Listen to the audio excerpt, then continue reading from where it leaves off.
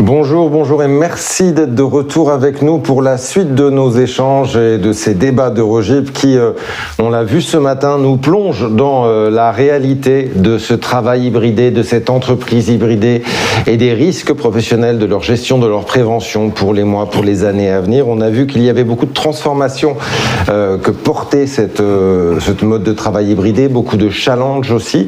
Et puis on va voir aussi cet après-midi que ces nouveaux horizons, ce sont aussi des opportunités d'innovation pour agir sur des leviers de prévention, de gestion des risques professionnels différents, des leviers aussi pour adresser de nouveaux publics.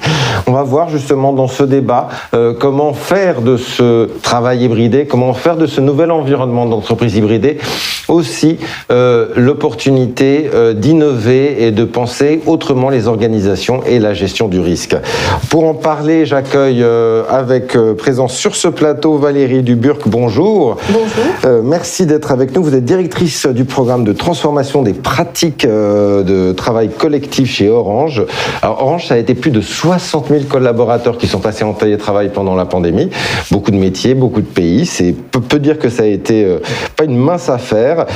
Et vous avez choisi de mettre en place un large programme de concertation pour repenser l'organisation du collectif et le management d'équipe dans ces nouveaux horizons et nouveaux environnements éclatés, asynchrones qui s'ouvrent pour Orange aussi, on va en parler. Nous avons, et j'oublie pas de dire que vous avez aussi collaboré à cet ouvrage très intéressant qu'on trouve en ligne, hein.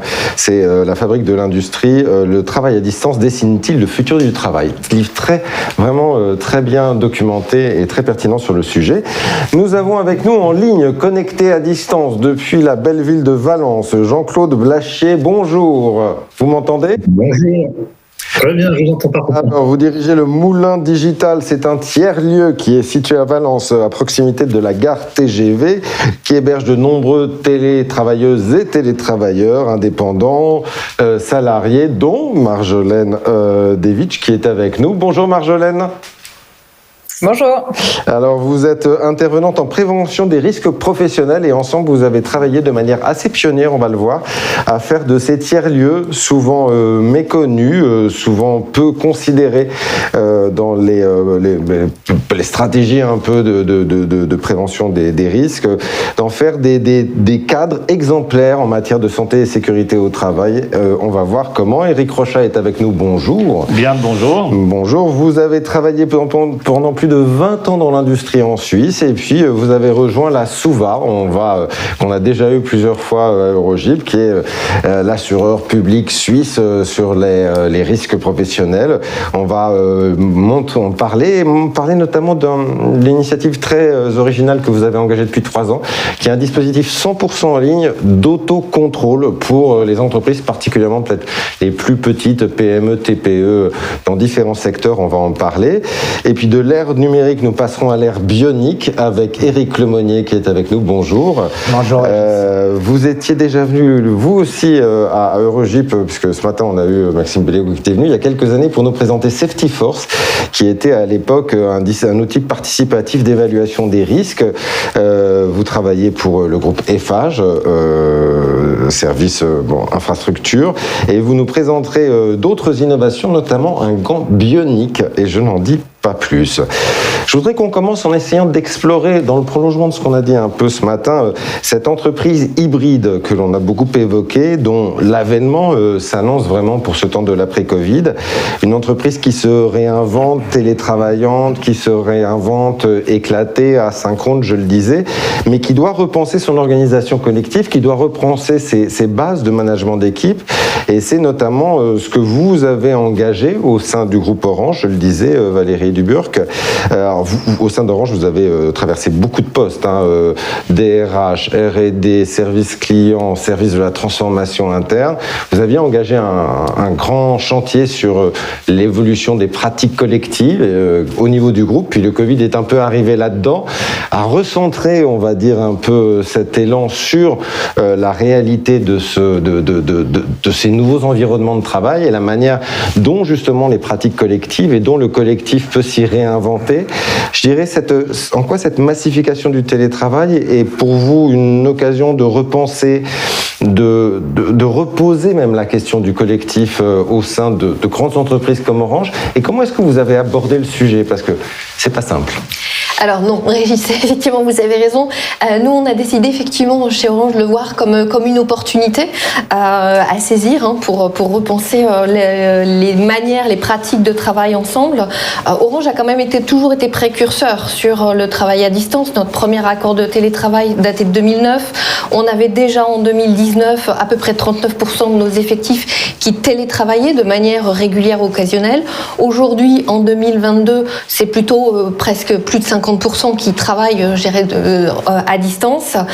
Pour autant, on se dit que c'était effectivement l'occasion de repenser tout ça, et donc on a lancé plusieurs démarches, je dirais de manière un peu successive ou concomitante. L'une autour d'un groupe de travail qui a réuni 70 managers au niveau du groupe, tout métier confondu, toute géographie confondue, et on s'est aperçu que la culture pouvait avoir un réel impact sur le rapport au travail à distance, en particulier et sur l'identité professionnelle. Pour des salariés qui travaillent dans les pays africains, se rendre sur le lieu physique, c'est équivalent à une certaine reconnaissance professionnelle. Du coup, travailler à distance, c'est un peu compliqué pour eux. Pour d'autres pays plutôt nordiques, au contraire, c'est plutôt un synonyme de confiance, de flexibilité. Donc il faut savoir jouer un peu avec toutes ces nuances-là. Donc on a eu ces 70 managers qui ont proposé une vision du travail à distance. Donc on leur avait posé une question centrale qui est: pour vous, quelle est la place du travail à distance demain chez Orange? Et on n'a pas cadré plus que ça. Et ça a donné des choses très intéressantes. Ça a donné 8 notions clés assez fortes autour de la souplesse, de l'ouverture, de la confiance, de la facilitation, de l'hybride en tant que tel et d'une réalité. On a voulu faire la même chose avec les partenaires sociaux. Donc à peu près 9 mois plus tard, on a lancé exactement la même démarche avec tous nos partenaires sociaux, là aussi au niveau du groupe. Et ce qui est frappant, c'est que quand vous faites réfléchir 70 managers au niveau du groupe, ils produisent des propositions et une vision. Et quand vous faites réfléchir les partenaires sociaux, vous vous trouvez avec des propositions qui sont quand même extrêmement cohérentes sur le sujet. Et donc ça nous a beaucoup enrichi. On a aussi travaillé avec la chaire des futurs de l'industrie et du travail. Donc on a été plusieurs, dont Renault, dont la Maïf, à se dire mais quand même cette question-là, elle nous taraude tous. D'où le travail et le livre qui a été produit par la chaire. En complément, mais en fait, c'est l'occasion aussi d'avoir une foultitude de propositions au niveau des équipes qu'on a voulu capitaliser également pour produire, des guides de bonnes pratiques. Et enfin, le dernier point, qui est d'ailleurs évoqué dans l'ouvrage aussi, pour tout ça, il faut quand même soutenir ce travail à distance. Ça veut dire un environnement de travail digital à la pointe, et donc on a en complément généralisé une suite de collaborations au niveau du groupe pour permettre de faciliter la coopération. Oui, il y a une volonté, on le disait ce matin, d'aller vers ce travail-là, mais aussi de trouver les bonnes conditions de le réaliser, de s'y accomplir. Une chose qui revient beaucoup, et d'ailleurs vous me l'avez dit, c'est de partout, c'est déjà une montée en puissance des outils digitaux eux-mêmes. On l'oublie souvent, mais c'est la base. Puis derrière, il y a aussi la manière dont on va vivre ce collectif, cet état d'esprit au quotidien. Et là, il y a un acteur clé qui joue, qui est le manager, en fait, et le management d'équipe. On a dit ce matin, ça allait être central dans les entreprises demain. Or, ce qui est intéressant dans le livre de la chaire, c'est qu'on voit très bien, c'est très bien documenté, les chefs d'entreprise, ils sont plutôt très contents, ils sont déclarés plutôt très contents du télétravail, ils y trouvent beaucoup d'intérêt, même économique, les travailleurs aussi, et puis entre les deux, il y a le manager, et le manager, on se rend compte que dans les sondages, le pourcentage de managers qui plébiscitent le télétravail a diminué au fur et à mesure du temps, et on a un quart, je crois, qui se déclarent aujourd'hui défavorables au télétravail, c'est beaucoup, un tiers qui disent qu'ils sont seuls à devoir gérer ce nouveau nouveau mode sans véritablement aide et soutien. Et étonnant de donner, c'est une des requêtes les plus répandues sur Internet pendant la période du confinement, en hausse de 1705%, c'était comment surveiller ses employés qui travaillent à la maison. Donc ça veut dire qu'il y a vraiment une problématique managériale forte à adresser. Comment vous l'avez adressé? Comment accompagner les managers et leur donner en même temps la latitude pour qu'ils ne se retrouvent pas finalement un peu perdus et à surcontrôler à distance et avec les risques qu'on a vus ce matin de RPS très fortement associés? Alors, je crois que fondamentalement, ce qui est important, c'est, je dirais, et d'ailleurs nous on l'a vu au sein de nos équipes, c'est la maturité de l'équipe et du collectif de travail par rapport à ce qu'ils produisent ensemble et ce qu'il a à produire ensemble. Si vous prenez des équipes qui avaient l'habitude, je dirais, qui avaient réfléchi à qu'est-ce qui soude le collectif de travail, mais en fait ils ont bien mieux traversé la période de confinement à 100% que des équipes qui n'avaient pas réfléchi au préalable à cette question-là et qui comptaient peu ou prou sur l'espace physique pour souder le collectif. Un espace physique, ça soude pas un collectif. Ce qui soude un collectif de travail, c'est le sens, c'est ce qu'il a à produire ensemble et c'est la façon dont il va quelque part entretenir ces rituels qui d'ailleurs évoluent dans le temps. Et ça, c'est du coup une des grandes leçons qui est d'apprendre à re-questionner régulièrement ce sujet-là. Il n'est pas posé une fois pour toutes, il n'est pas posé de manière définitive. Il suffit, je dirais, qu'une nouvelle personne rejoigne l'équipe, il suffit qu'on traverse des moments de vie personnels ou professionnels différents pour parfois re-questionner ces équilibres. Mais vous l'avez fait avec l'ensemble des managers, vous leur avez demandé de re-questionner ce qu'est le collectif pour eux, comment ils le réinventent en fait. Tout à fait. En fait, on a produit un certain nombre, je dirais, de dispositifs et d'outils, à la fois moi ce que j'appelle une boîte à outils. Donc, outre, je dirais, les petites vidéos de e-learning, etc., on a produit une méthodologie qui leur permet effectivement déjà de se questionner eux-mêmes sur, je dirais, est-ce qu'ils sont à l'aise ou pas avec le travail à distance, de questionner ce sujet-là en équipe et en collectif, et ensuite de se jeter à l'eau sur ces rituels et de les tester. Et puis pour certains rituels fonctionnent, d'autres ne fonctionnent pas. Les rituels, par exemple, c'est quoi ces rituels du collectif à distance? Par exemple, ça peut être le café du matin en web café. Pour certains, ça fonctionne bien et pour d'autres, non, on n'aime pas, on n'a pas envie de ça, donc ils préfèrent autre chose. Donc il faut vraiment laisser, je dirais là pour le coup, l'autonomie au collectif.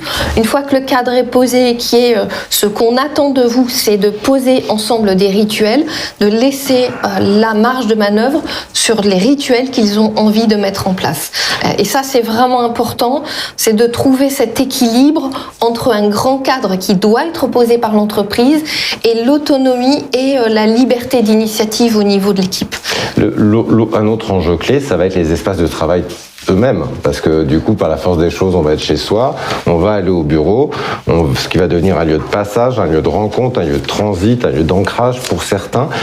Comment est-ce que vous pensez réinventer ces mètres carrés qui vont se réduire par la force des choses en superficie, mais comment on les réinvente? On n'en fait que des open space où tout le monde se rencontre, on en fait des petits bureaux où ceux qui veulent pas être chez soi viennent se calfeutrer. En fait, il faut, je pense, avoir une vraie diversité d'espace. Et la clé, elle est plutôt dans la diversité de l'offre de services en termes d'espace de travail pour que chacun puisse y trouver ce dont il a besoin. Et au-delà de ça, il faut aussi accompagner chacun pour se poser la question, c'est quoi mon rapport à l'espace de travail?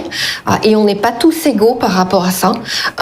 Vous avez d'ailleurs, je pense qu'on a tous fait l'expérience des salariés qui se sont révélés en travail à distance parce qu'ils ne sont pas à l'aise avec le contact physique.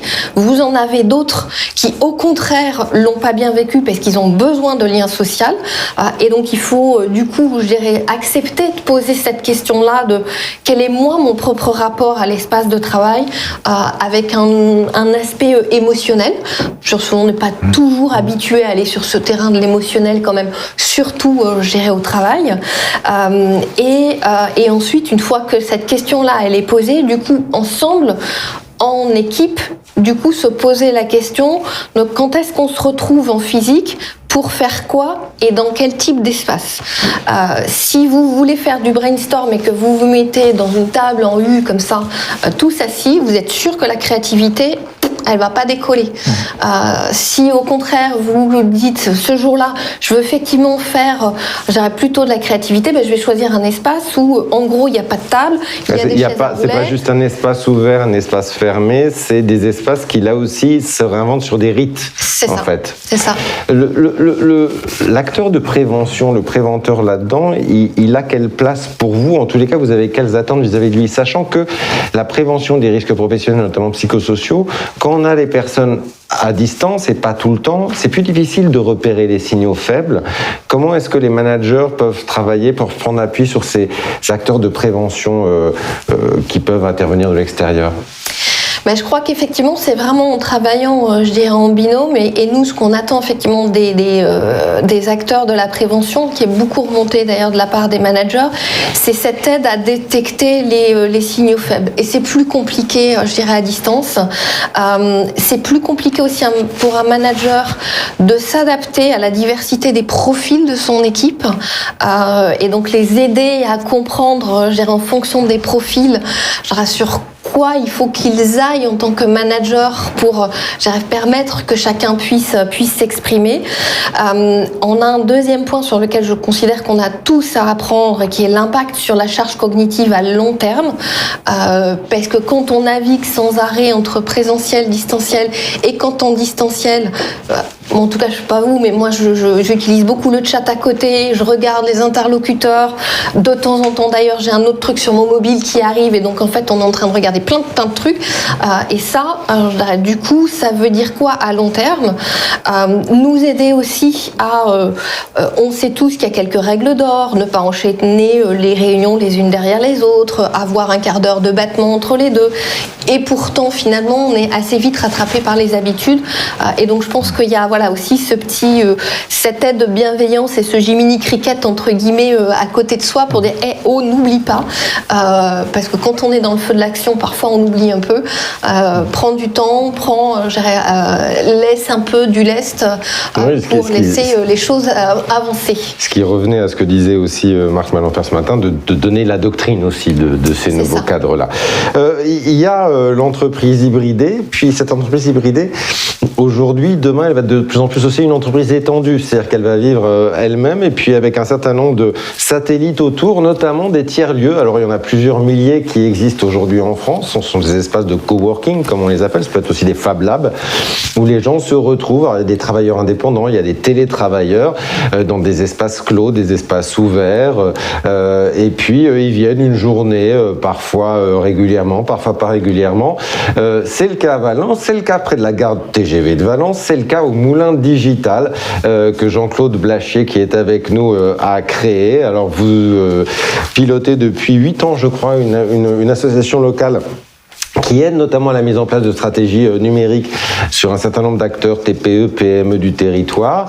Et puis, vous avez eu l'opportunité de récupérer, construire même de toutes pièces ce lieu, ce moulin digital, où l'on entre comme un moulin et où l'on vit comme chez soi, si l'on peut dire les choses ainsi.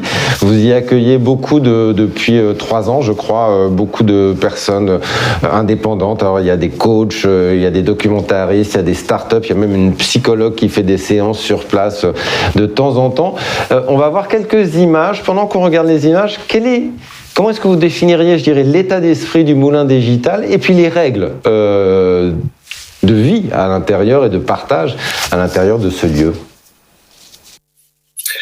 Oui, en effet, d'abord peut-être se rappeler que le niveau même, le tiers-lieu, ça vient effectivement, c'est peut-être mieux en le disant, de cette logique où il y a un lieu qui est le domicile, il y a un lieu qui est le lieu de travail, et puis l'idée c'est de créer un troisième lieu, un tiers-lieu, dans lequel on vient faire autre chose, ou les deux justement, qui est à cheval en fait, à mi-chemin entre le lieu de travail et le domicile. Et donc l'idée, c'est effectivement de créer un lieu qui soit à la fois un lieu de travail et un lieu où on se sent bien. C'est un lieu où on doit, on voit sur les images, il doit y avoir de la convivialité, il doit y avoir des choses agréables, une bonne machine à café, Voilà, dans les archétypes, on voit souvent les baby-foot, etc. Là, nous, on n'en a pas. Mais voilà, l'idée, c'est quand même d'être dans un lieu sympa.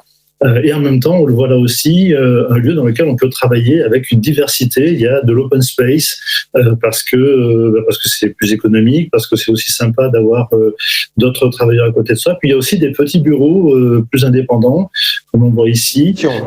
Donc voilà, on a besoin de se retrouver un peu plus en intimité. C'est le plus important pour faire des réunions. Il n'y a pas de domiciliation, personne n'est à demeure sur place. Alors chez nous, on a choisi de ne pas, c'est pas les demandes qui manquent, mais on a choisi de ne pas le faire justement pour qu'il y ait de la rotation, qu'il y ait du mouvement, qu'il y ait des gens qui se rencontrent. Nous, l'idée, c'est quand même que les gens retrouvent aussi ce qui manque un peu au télétravail à domicile, c'est cette notion, Valérie en parlait tout à l'heure, cette notion de rencontre sociale, de dimension sociale. Il y a un moment où on bosse, on est dans son truc, on a besoin de se concentrer. Et en même temps, il faut pouvoir lever le nez, aller boire un café, rencontrer des gens qui ne sont pas nécessairement de votre horizon professionnel et échanger, voire même échanger des cartes de visite, voire même échanger des services et faire des connaissances professionnelles au sein de ce genre de lieu.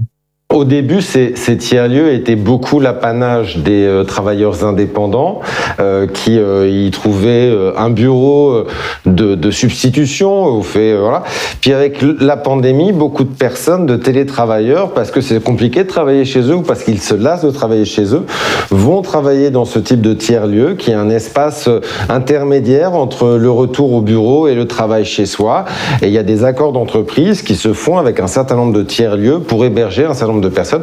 En revanche, je crois que vous avez 20% des gens salariés qui se sont dit en difficulté pour télétravailler de chez eux. Donc il faut trouver pour eux des solutions, des alternatives aussi pour avoir des lieux comme ça. Est-ce que vous êtes à l'issue de la pandémie allé justement au devant des entreprises de la région pour essayer pour expliquer un peu ce qu'était ce moulin digital, proposer les services à des télétravailleurs et sur quoi ça a débouché ? En fait, même, on l'avait anticipé. On n'avait pas anticipé le virus, mais on avait anticipé que le télétravail en coworking allait prendre une dimension différente. Et en fait, on avait déposé, dans le cadre de Naimi, du ministère de la Cohésion des Territoires et des Relations avec les collectivités territoriales, un dossier pour aller justement sur le développement du télétravail pour les salariés des entreprises. Et donc, on a été retenu, donc ça nous a donné un peu de moyens. Et on a proposé donc aux entreprises de cofinancer, voire même de prendre en charge le financement de ces places dans ces tiers-lieux, dans ces espaces de coworking, de façon à ce que l'aspect financier ne soit pas un frein, mais qu'on fasse vraiment de l'expérimentation sur qu'est-ce que ça change entre ce travail à domicile ou ce travail sur son lieu de travail. Et essayer donc de trouver, de gagner, de prendre les avantages des deux situations. Et en fait, on a réuni comme ça une quarantaine d'entreprises pour voir un peu comment on pourrait aménager tout ça. Et puis, moi, j'avoue que j'étais persuadé qu'on allait avoir un grand succès, que les boîtes allaient se ruer sur nous. Et en fait, à vrai dire, on a plutôt fait quelque chose qui s'apparenterait à un bid, c'est-à-dire qu'on a eu très peu d'appétence sur ce projet. Mais ça nous a permis de comprendre beaucoup de choses, justement, sur pourquoi est-ce que cette approche n'était pas aussi intuitive que ce que, à titre personnel, je pensais. Et donc, on a découvert beaucoup de choses et on a travaillé avec nos partenaires, notamment de l'ANACT et de France Tiers-Lieux, justement, pour élargir cette problématique et comprendre qu'est-ce qui se passait. Et effectivement, on a retrouvé les mêmes freins que ce que Valérie évoquait tout à l'heure chez Orange. Donc, la question du management, évidemment, sur la maturité. Personnellement, je suis ingénieur, j'ai managé beaucoup d'équipes, j'ai jamais eu de formation sur le management comme ça à distance, et effectivement, ça ne s'improvise sans doute pas. Donc ça a été un des premiers freins. On a eu un petit frein aussi sur le volet économique, c'est-à-dire qu'une entreprise se dit quand mon salarié télétravaille à domicile, j'ai peu voire pas de frais. ce qui est une fausse vérité, mais en tout cas, c'est le sentiment qui en ressort parfois. Et là, je vais devoir louer un bureau avec, certes, du Wi-Fi, un deuxième écran, du café, de la convivialité, etc. Mais pourquoi est-ce que j'irais mettre X euros par jour pour mon salarié ? Donc ça, c'est un deuxième frein qui existe. Et puis effectivement, la qualité inégale, on va dire, du niveau d'accueil que l'on a aujourd'hui dans les tiers-lieux. C'est-à-dire, c'est quelque chose qui est pris en compte aujourd'hui. Mais effectivement, pour pouvoir accueillir des professionnels, il faut des conditions de travail qui soient conformes déjà à la réglementation. Il faut une qualité d'accueil correcte, il faut des bureaux corrects, il faut un fauteuil de travail correct. Ça paraît une évidence, mais c'est pas si simple. Justement, sur ces conditions d'accueil, vous avez décidé de travailler dessus, de les améliorer, et de les améliorer notamment en matière de santé et sécurité au travail. Et pour ça, vous avez un atout majeur avec vous, qui est Marjolaine, qui est à la fois une utilisatrice de tiers-lieux, notamment du Moulin Digital, qui a aussi créé d'ailleurs, repris et dirigé un tiers-lieu entre 2020 et 2021 sur Valence, et qui est surtout de son métier. Vous êtes IRPP, vous avez donc une grande connaissance de la prévention des risques professionnels. Vous travaillez dessus pour un certain nombre d'entreprises du territoire. Vous avez travaillé justement avec Monsieur Blachier pour essayer de développer une démarche vraiment pionnière de sensibilisation à la fois du Moulin Digital et puis de l'ensemble des tiers-lieux de la Drôme réunis dans un réseau qui s'appelle CEDIL. Quelle était en quoi une démarche de sensibilisation et de montée en compétence sur la santé, la sécurité au travail, notamment l'ergonomie, était essentielle sur ce type de lieu-là, et quelles difficultés il y a eu à engager la démarche?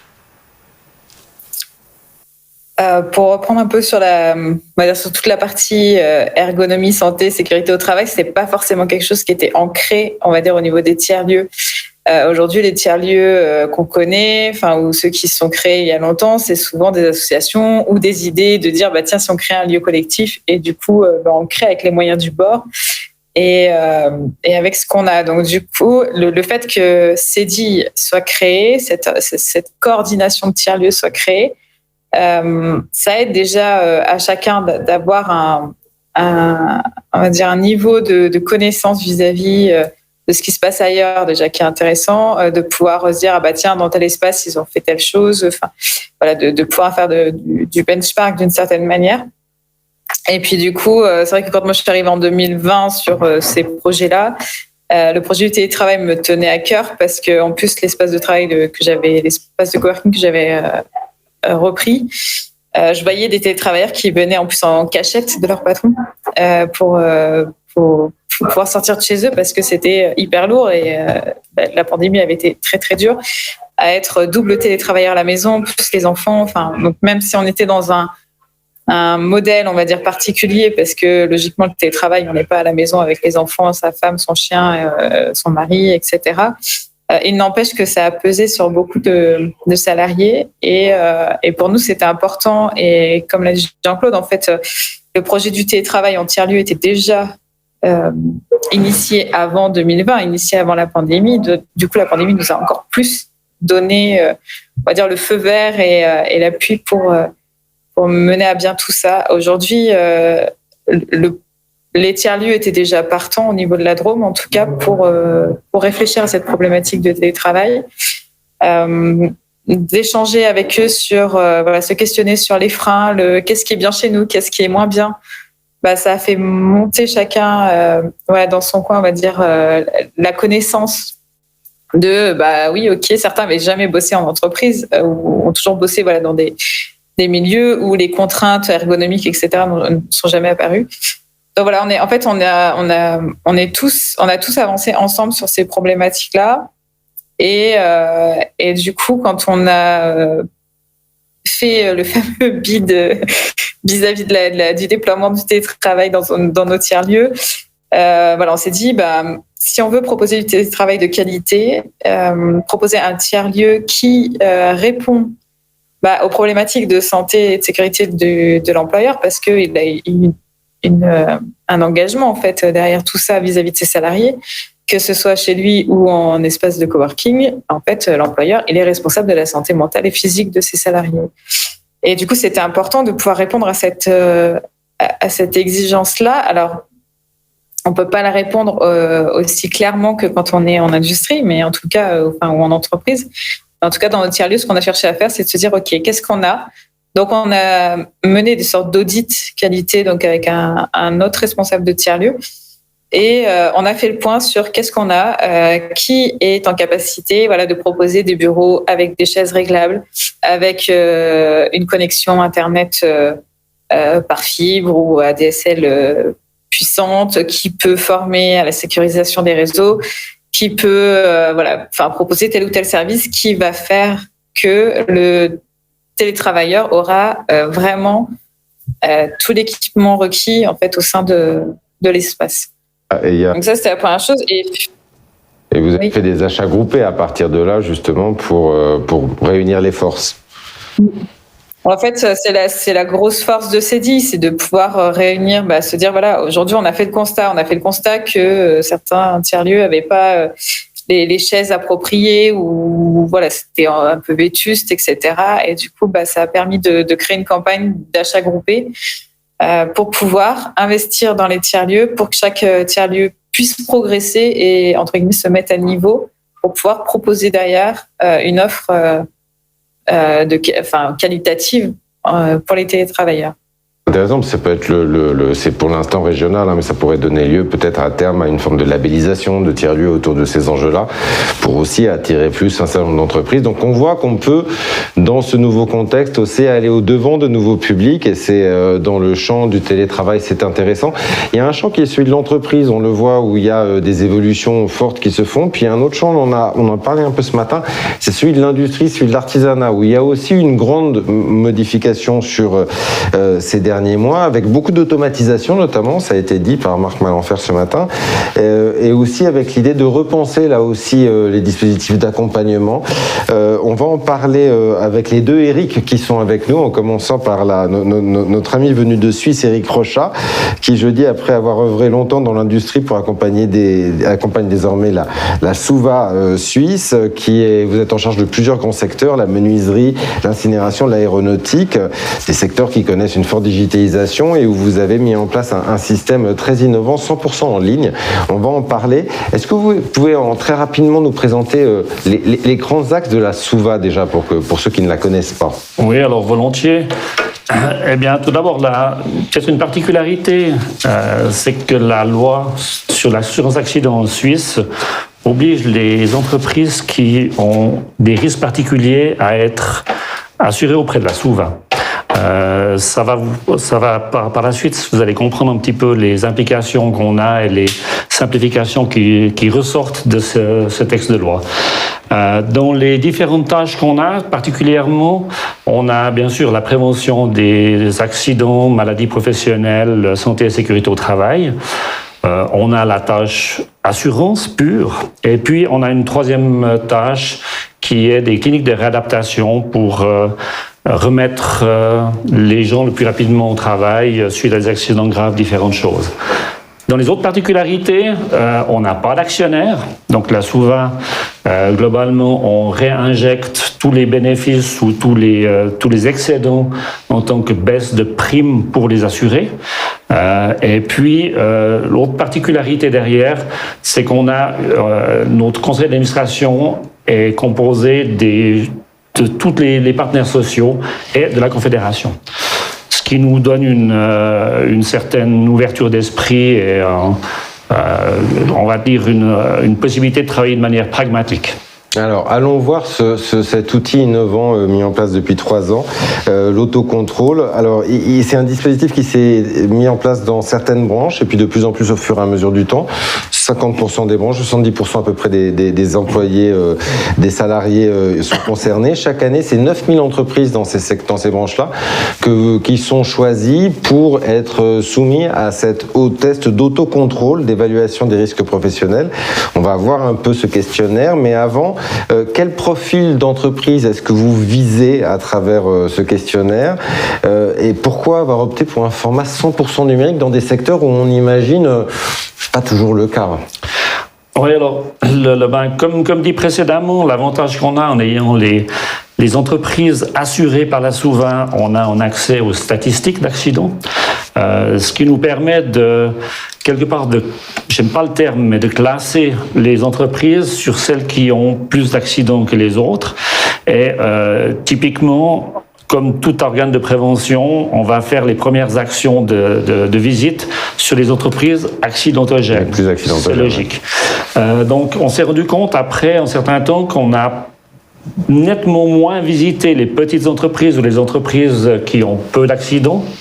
Et l'idée de cet autocontrôle est justement de les impliquer, de leur faire une piqûre de rappel, si j'ose dire ainsi. C'est un terme qui est peut-être à la mode, pas pour les mêmes raisons, mais histoire de leur rappeler un petit peu les bonnes manières de gérer la sécurité au travail. Donc, cet autocontrôle a été pensé pour qu'on ait maximum 10 questions, qu'une entreprise puisse faire le tour de ces questions en une demi-heure environ, et puis après, elle creuse ou pas, elle recherche des informations ou pas. Mais le but, c'est vraiment de toucher un maximum de personnes en ayant un minimum de perturbations pour les entreprises, sachant que les entreprises ont souvent peu de temps à consacrer à faire des recherches ou des documents. Est-ce on va voir rapidement en quelques images comment fonctionne ce test d'autocontrôle, parce qu'il est vraiment très très bien fichu même, voilà. Si on peut dire. Donc typiquement là, vous avez sur une première page, je peux juste vous avez en bas à gauche le raccourci, donc le sous-varage autocontrôle. Je peux vous proposer d'aller le consulter un petit peu plus tard, mais l'idée, c'est l'entreprise, elle va recevoir un document papier, une lettre qui lui qui lui dit vous avez été choisi pour faire l'autocontrôle, et puis elle va rentrer dans le système informatique. Les questions, là, on va juste vous montrer une ou deux questions typiques d'autocontrôle. Donc, on présente une situation. Et puis, avec quelques explications, l'entreprise va dire clairement « Ok, pour moi, c'est bon, je gère cette situation » ou bien « Non, je ne la gère pas ». Elle peut être aussi, par exemple, clairement en disant « Je n'ai pas cette situation chez moi ». Ça peut exister, puisqu'on touche une grande quantité d'entreprises. Et après, elle peut dire qu'elle dise non ou bien non, mais c'est prévu, le résultat est le même. Ça sous-entend qu'elle doit faire quelque chose. Ce qui est important, c'est qu'on a dans tous les cas, dans la partie inférieure, des informations complémentaires, des documents où l'entreprise peut aller chercher des informations sur Internet. C'est des liens directs. Et puis, suite à la réponse, dans ce cas précis, l'entreprise a dit qu'elle n'avait pas géré ce point-là, elle reçoit une série de mesures et de choses à mettre en place. Et en finalité, elle va recevoir encore un message qui lui dit « Voilà le résumé, et puis vous avez en général, c'est 2 mois ou 3 mois, pour résoudre ces problèmes, pour se mettre en conformité, revenir dans le système et annoncer « j'ai tout fini ». Voilà, donc l'idée est relativement simple, c'est de toucher un maximum d'entreprises sous forme d'une piqûre de rappel, et puis de les rendre attentifs à un certain nombre de points qui sont ciblés par rapport à leur branche, à leur type de profession. Ce qui est intéressant, c'est que vous allez faire évoluer le système l'année prochaine. Ça ne sera pas par branche, ça sera par thématique que ça se fera. Oui. Donc il y aura. Il y a une question qui nous vient en ligne sur quelle entreprise. Ces 9000 entreprises sont choisies sur quels critères? C'est du tirage au sort? C'est du. Alors, le choix, il est fait comme on l'a dit avant. C'est-à-dire que, typiquement, on prend les entreprises qui ont peu d'accidents. C'est les moins accidentogènes dans tous les secteurs. C'est les moins accidentogènes qui vont être touchés, et c'est plutôt des petites structures. Ok. C'est le choix primaire. Et puis après, toute entreprise, si elle le désire, elle peut s'inscrire sur le site et demander de faire partie du programme. Okay. Mais notre choix, nous, à la base, c'est les petites et moyennes structures peu accidentogènes. Quels sont les retours que vous avez de la part des entreprises? Lesquelles sont les plus sensibilisées? Comment ça se passe avec celles qui commencent à rouspéter parce que c'est quoi ce truc? J'arrive pas à le faire sur Internet. Faut que vous veniez, j'ai appuyé, ça n'a pas marché. Ouais. Alors, les retours, c'est assez intéressant. Je dirais la plupart des entreprises sont, je ne sais pas si vous le dites en France, mais nous on le dit en Suisse romande, surprisant bien. On ne le dit pas, mais on pourrait le dire, hein, on va l'adopter. Voilà, c'est pas un sous-entendu. Le premier réflexe peut-être, encore un truc sur Internet, c'est difficile, etc. Et puis une fois qu'ils rentrent dedans, ils se rendent compte qu'il y a pas mal d'informations, il y a pas mal d'échanges, il y a pas mal de choses intéressantes. Et surtout, on parle de leur monde. Donc là, c'est clair que ça leur parle, quoi. Pour l'avoir testé, c'est d'une limpidité incroyable. C'est-à-dire que c'est très précis, très clair, et les recommandations arrivent vraiment comme ça coule de source. C'est un petit peu l'horloge mécanique suisse, quoi. Enfin, il faut voir un peu le concept, quoi. Non, mais alors c'est vrai que les retours sont très positifs. Et puis après, vous posez la question en disant, comment réagissent les entreprises qui n'ont pas d'informatique, par exemple, quoi. Ou pas de malléabilité à l'informatique. Voilà, ou pas le même confort avec ces équipements-là. Bon, on a typiquement des gens qui nous ont dit « j'ai pas d'informatique ». Bon, que faire? Donc là, c'est un contact téléphonique pour savoir, on vous envoie une version papier, c'est possible. Ou la plupart du temps, les gens nous disent « mais non, venez nous visiter ». Donc on va sur place et on discute de santé et sécurité au travail, en général en allant plus loin que l'autocontrôle. Parce que du coup, c'est aussi une manière d'accrocher et de susciter l'appétit de la visite. Tout à fait. Ouais. Ça marche, ça? Alors ça marche étonnamment bien. Dans le sens où si vous prenez des entreprises industrielles qui ont déjà une certaine culture ou des connaissances de la sécurité, la plupart du temps, les gens le remplissent. Actuellement, on est en train d'envoyer cet autocontrôle aux communes, dans des petites communes. Et on est surpris du nombre de communes qui appellent et qui disent « s'il vous plaît, venez » pour qu'on discute, pour qu'on voie. Donc en réalité, c'est une ouverture de porte incroyable. C'est absolument génial. Écoutez, je pense que beaucoup de nos auditeurs seraient heureux d'avoir des entreprises suisses en nombre dans leur portefeuille. Oui, alors, je ne suis pas sûr que ce soit pas exactement toujours de la même manière. Oui. Mais... Alors après, il faut peut-être aussi relativiser. Quelle est la qualité des réponses? On a environ 45% des entreprises qui nous ont répondu « j'ai aucun problème chez moi ». Est-ce possible? On peut se poser la question. Après, on a fait statistiquement, on a été revisiter un certain nombre d'entreprises pour voir le résultat. Et il y a du bon, il y a du moins bon. Je vais vous prendre deux extrêmes juste comme exemple. Typiquement, on a eu des entreprises qui, lorsque vous arrivez, vous ouvrez la porte, vous dites « waouh ». Là, on sent la sécurité, on sent l'organisation. Enfin, je veux dire, le feeling, ça passe, on le voit, quoi. Et ces entreprises-là, elles ont trouvé quelque chose à faire encore, une petite combine à améliorer. Puis vous avez d'autres entreprises où quand vous arrivez, vous êtes ouh là là. Et ces entreprises ont dit, j'ai pas de problème. Donc, c'est vrai que c'est bien de venir derrière. Ça vaut la peine de contrôler derrière, de prendre les températures. Mais ce qui est certain, c'est que c'est une véritable ouverture de porte et une prise de conscience de la part des entreprises. Alors on va continuer à explorer ces nouvelles manières de travailler, d'innover avec ces nouveaux outils, passant du numérique au bionique, je l'avais dit, avec vous et Éric Lemonnier. Donc Safety Force, vous nous l'avez présenté il y a quelques années, c'est un incroyable outil de participatif d'évaluation des risques. Cette fois, c'est donc du bionique que vous avez développé avec le concours d'une start-up suédoise pour réduire l'effort sur la prise de charge de chantier. À quelle problématique est-ce que ce gant bionique qu'on va découvrir répondait-il, et comment est-ce que vous êtes arrivé à une telle solution qui est un exosquelette, mais qui peut paraître un peu futuriste? Alors le point de départ, le constat, il est extrêmement pragmatique. La main et le poignet sont les parties du corps qui sont quasiment les plus sollicitées, et ça, quelle que soit l'activité ou le poste de travail. Alors particulièrement dans le monde de la construction. Donc premier point de départ. Le second point, c'est que en France, 40% des troubles musculo-squelettiques concernent main-poignet.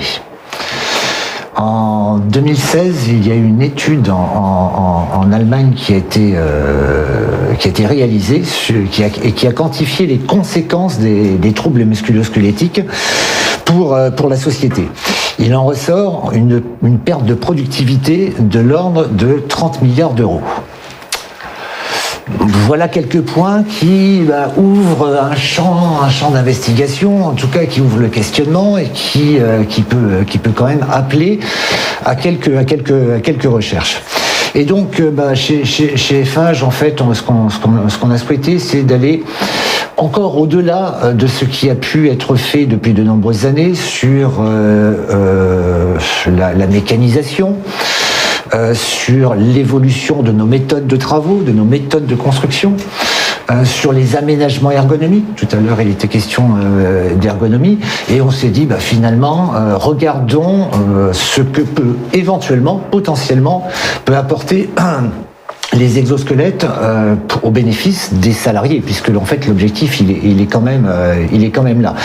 C'est d'apporter une assistance à nos opérateurs pour faciliter leurs tâches quotidiennes, diminuer les contraintes physiques qui restent présentes dans nos activités, améliorer le confort au poste de travail pour nos opérateurs et, bien entendu, au final, espérer une réduction, en tout cas préserver leur santé pour éviter l'apparition de Là, ce qui est étonnant, c'est que c'est un exosquelette, mais il est mou, il est souple. En fait, c'est un gant, on le voit à l'image, on va le voir à l'image. Il a des muscles artificiels, mais il s'enfile véritablement comme un gant. C'est pas une sorte de gros truc qu'on porte avec soi. Et à la base, c'était fait dans un but qui était médical. C'était fait plutôt pour redonner de la mobilité aux doigts pour des personnes qui avaient perdu cette mobilité dans le cadre de maladies.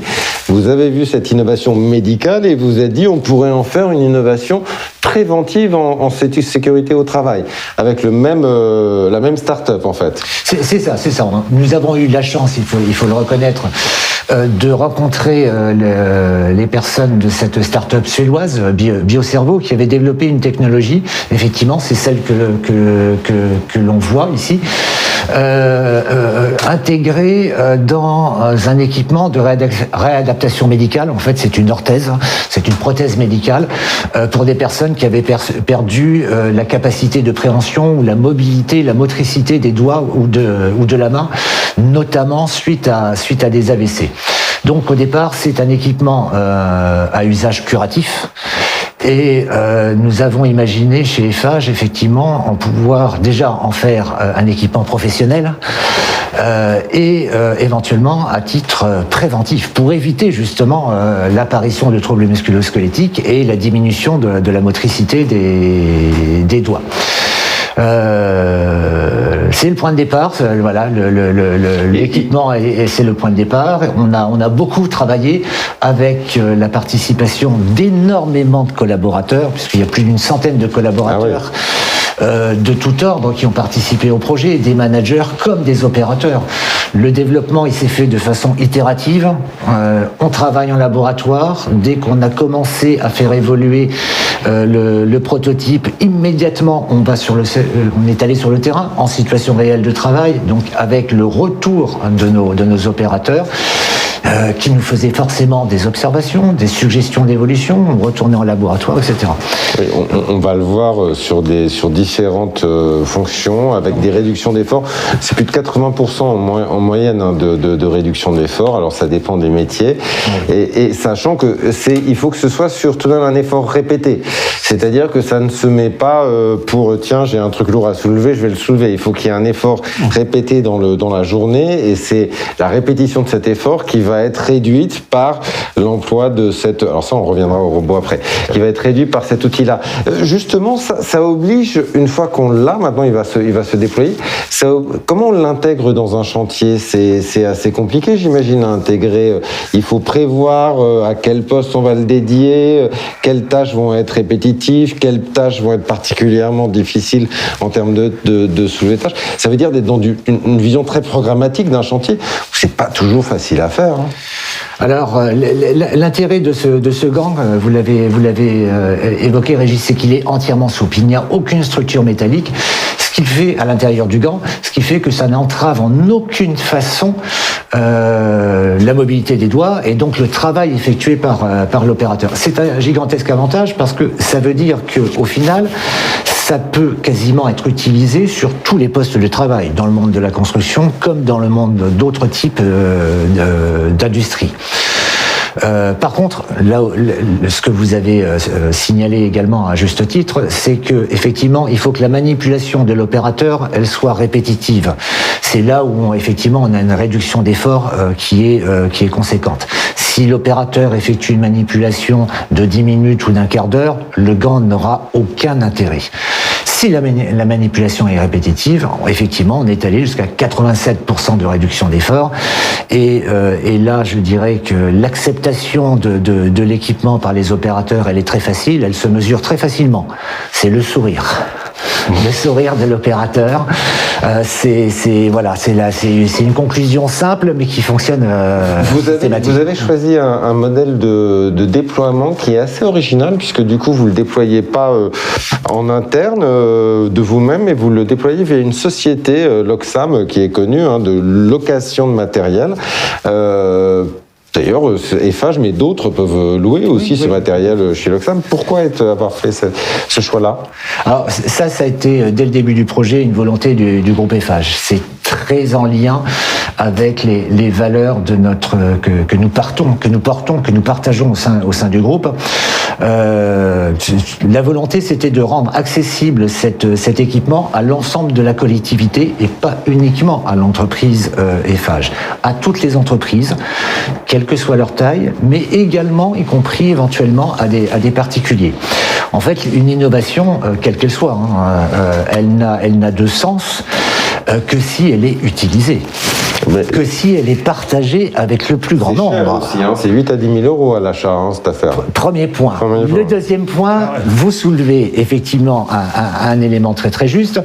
Il y a énormément de technologies embarquées avec ce gant, ce qui rend l'équipement au final quand même relativement cher. On va le dire. C'est un véritable investissement à l'achat. Et donc, on a voulu trouver un autre mode de diffusion qui puisse rendre l'équipement accessible, justement. Et là, nous avons eu une seconde chance. La première chance, c'était la rencontre de Biocerveau. La seconde chance, c'était de rencontrer les dirigeants de Loxam, un réseau très connu en France et en Europe, à qui nous avons proposé le projet, parce que ça restait un projet. Personne ne savait s'il y avait un réel marché pour ce type d'équipement. En tout cas, on leur a proposé et ils nous ont fait le grand plaisir de venir avec nous dans cette aventure magnifique. Et cela, c'est depuis le second semestre 2019 et actuellement, depuis 2019, c'est sur le marché en France et en Europe au travers des agences Loxam. Comme il y a plein de nouveautés chez Eiffage en la matière, on est avec, là, on va voir s'afficher à l'écran, Darwin. C'est le petit robot qui vient sur les chantiers. Alors Darwin, il est assez, on va en dire un mot très rapidement, puisqu'il reste peu de temps, mais c'est un robot qui là aussi accompagne la prise de charge sur des charges plus simples, plus ordinaires, mais qui à force d'être répétées peuvent être très très difficiles. Et alors il est très intuitif, parce que ce petit Darwin, on a une autre image où on va le voir. Normalement, on a deux images de Darwin. Ah, j'ai perdu Darwin. Ah, bah non, c'est joli aussi. C'est peut-être l'île d'où vient Darwin. Il y a Darwin. Il peut se connecter soit avec un joystick et on le pilote avec un joystick, soit de manière autonome, on le voit mieux là, soit par un système de reconnaissance faciale où il choisit son maître et il suit son maître sur le chantier et il fait les portes de charge pour lui. Comment est-ce que là aussi, à quel besoin concret ça répond et comment est-ce que vous le déployez? Oui, il a une belle tête quand même. Ah, il a une très belle tête. Il est mignon comme tout, notre robot. Alors, autant le gant bionique, c'est un projet abouti. Ça, le robot Darwin, c'est un projet en cours de développement avec une start-up française installée à Nice qui s'appelle Borobo. Alors, l'idée, en fait, le point de départ, mais identique finalement au gant bionique, c'est que la finalité de la prévention, certes, c'est de combattre des risques, mais c'est pas uniquement combattre des risques. La finalité de la prévention des risques professionnels, c'est d'apporter du confort aux opérateurs, du bénéfice pour les opérateurs. Alors, on pourrait dire du bien-être, mais alors, si on ne parle pas de bien-être, au moins du mieux-être à nos opérateurs. Et en fait, on s'est aperçu que un certain nombre de charges qui sont essentiellement des outils ou de l'outillage, en poids cumulé, c'est moins de 50 kilos. Et pour ce type de manutention, de transport, de déplacement, en fait, c'est pas mécanisé. Par contre, en cumulé, sur une journée de travail, ça peut représenter des poids relativement conséquents pour les opérateurs. Alors faire ça une journée, ma foi, ça peut tout à fait être faisable par chacun d'entre nous. Quand c'est répété sur toute une carrière, évidemment, on peut imaginer quel type de conséquences ça peut avoir. Donc l'idée de ce robot, c'est que ce soit ce robot qui déplace toutes ces charges usuelles, celles qui sont inférieures à 50 kg, avec les modes de fonctionnement que vous avez évoqués, Régis, en sachant que, bien entendu, ce robot, il doit être capable de se déplacer sur un chantier dans le monde de la construction, donc dans un environnement dynamique, qui n'est pas forcément plat, avec des creux, des bosses, des pentes, et le robot, au final, notamment au travers de ces roues polymorphes, sera capable de gravir des talus, voire même des escaliers. Est-ce qu'à la Souva, vous suivez toutes ces petites bébêtes, tous ces exosquelettes, et comment est-ce que vous identifiez les problématiques nouvelles qu'elles posent aussi en termes d'accompagnement pour un assureur comme vous? Ouais, alors typiquement oui, on suit, c'est clair. C'est des technologies qui évoluent à une vitesse grand V. Maintenant, la difficulté de suivre, c'est on voit pas toutes les startups qui en ont. Par contre, on a mis en place avec des grandes entreprises qui rentrent dans ce monde un petit peu comme la vôtre, Eric, des partenariats dans lesquels on a des ingénieurs, des gens techniques qui suivent ça, ainsi que des ergonomes, histoire de s'assurer que dans le fond la machine, elle nous crée pas un autre souci au niveau ergonomique. Et puis c'est clair qu'au niveau technique, c'est quelque chose qui est relativement facile à gérer, mais on suit ça de près, mais plutôt par des partenariats avec quelques entreprises qui sont à la pointe. Ouais, Oui, on pourrait se dire, Eric, on va rester en ligne. On pourrait se dire, Eric Lemonnier, vous avez vraiment un métier très cool. Hein. Vous passez votre vie à aller voir des startups, des robots, des exosquelettes. Ça réinvente beaucoup le métier de la prévention des risques aussi, avec de nouveaux acteurs. Il faut trouver les bonnes technologies. Il faut savoir aussi comment bien les intégrer dans la réalité de chantier. C'est un nouveau champ d'action aussi pour un métier comme le vôtre. Parce qu'à ça, il y a des drones, il y a des imprimantes 3D, il y a plein de choses qui vont arriver. C'est un champ d'exploration qui est magnifique. Alors, pour les préventeurs, mais pas que pour les préventeurs, c'est pour l'ensemble de l'entreprise. Ça a été le cas sur le gant bionique, c'est le cas avec Darwin le robot. Ce ne sont pas juste quelques personnes qui, au sein de l'entreprise, développent ce genre de projet. Il y a des personnes qui sont à l'origine du projet, mais en fait, c'est un ensemble. C'est le collectif de l'entreprise qui participe au développement du projet, et collectif, quel que soit leur statut, c'est y compris jusqu'aux opérateurs. Il y a une véritable envie de la part des collaborateurs du groupe de participer à l'évolution du métier. Un métier qui n'est pas forcément toujours reconnu pour ses innovations, alors qu'il se place énormément de choses, aussi bien sur nos produits, sur nos méthodes, que sur ce type d'équipement. Et il y a une véritable envie de la part de nos collaborateurs de se dire, nous avons participé au cours de cette décennie, parce que je pense que cette décennie, elle va bouleverser nos quotidiens, quelles que soient les industries.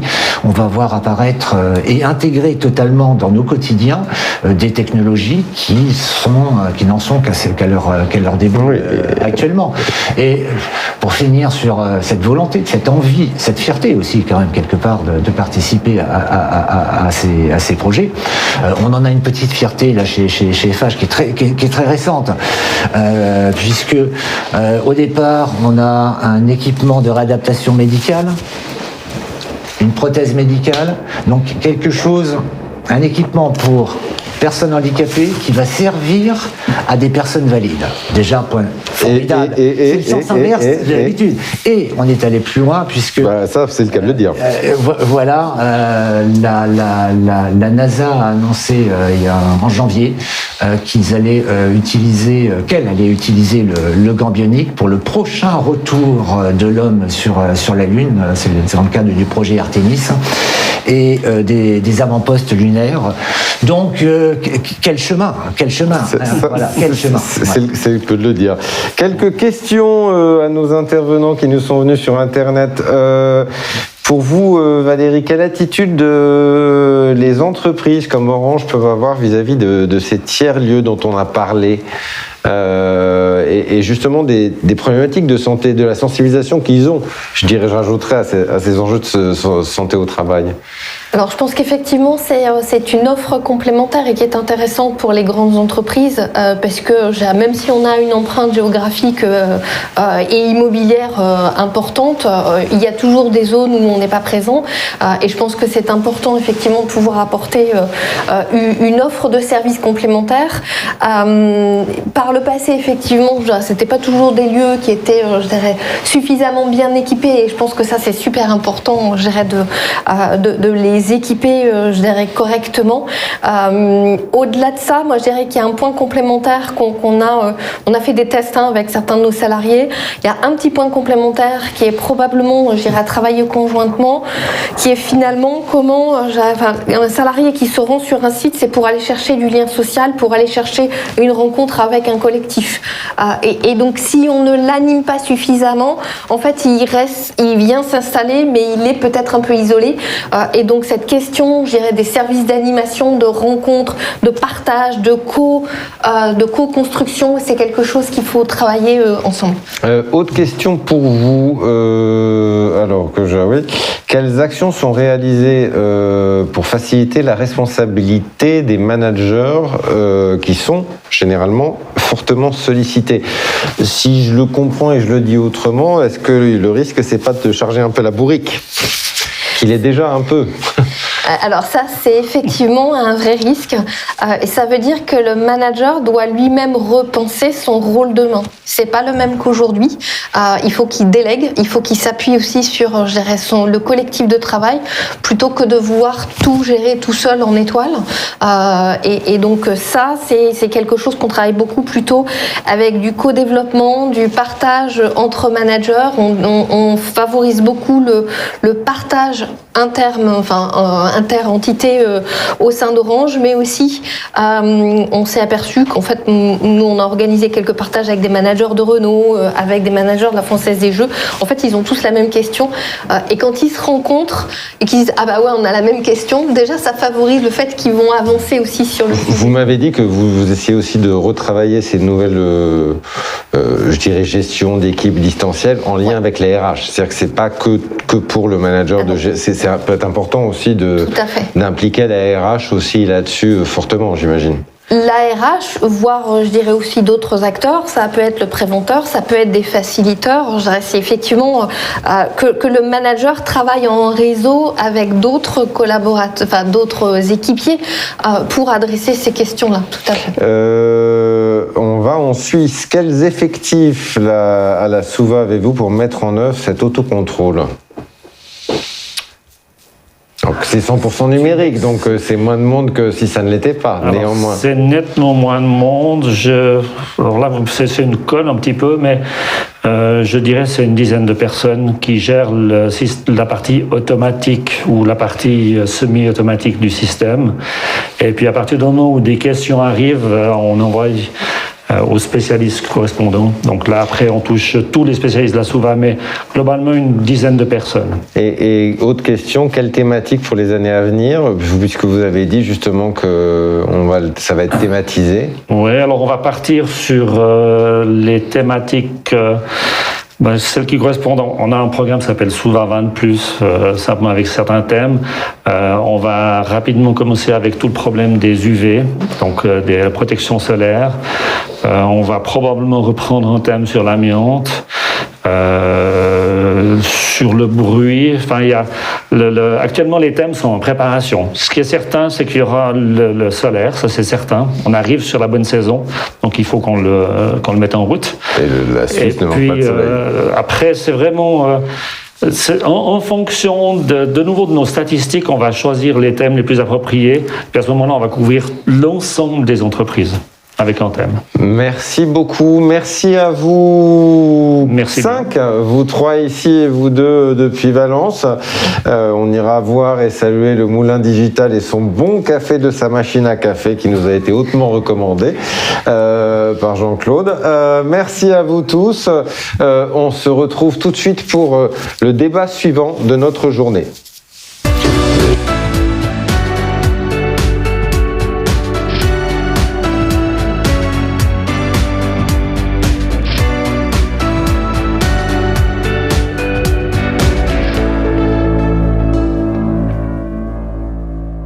À vous. Oui, on va commencer tout de suite. Alors voilà, on a l'Éric Rochat qui est passé devant la caméra, c'est le live. On va tout de suite débuter avec une séquence pour essayer de voir comment justement la stratégie européenne, comment aussi l'agence de Bilbao et ses actions de prévention peuvent accompagner et accompagnent cette évolution vers un monde de travail hybridé, d'entreprise hybridée. On va accueillir pour cela deux intervenants, mais on va tout de suite commencer en regardant un compagnon de route régulier d'Eurogip, c'est Napo, le fameux Napo, cette égérie de la prévention mis en place par les experts de l'agence de Bilbao. Et bien Napo s'est mis en action pendant la pandémie pour essayer de nous aider à bien télétravailler. On regarde Napo et on se retrouve après.